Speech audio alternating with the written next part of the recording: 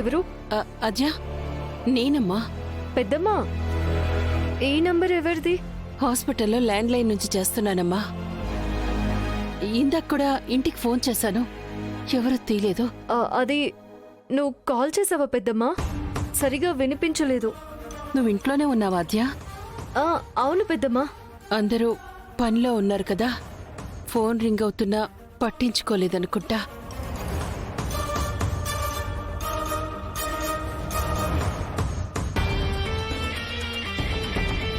అవును పెద్దమ్మా, అందరూ చాలా బిజీగా ఉన్నారు. సరే, పద్మతో పార్వతితో భోజనం వండి పెట్టమని చెప్పాను.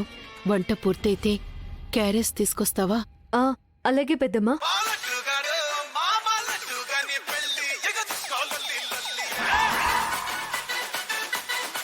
అక్కడ పెద్ద పెద్దగా పాటలు వినిపిస్తున్నాయి.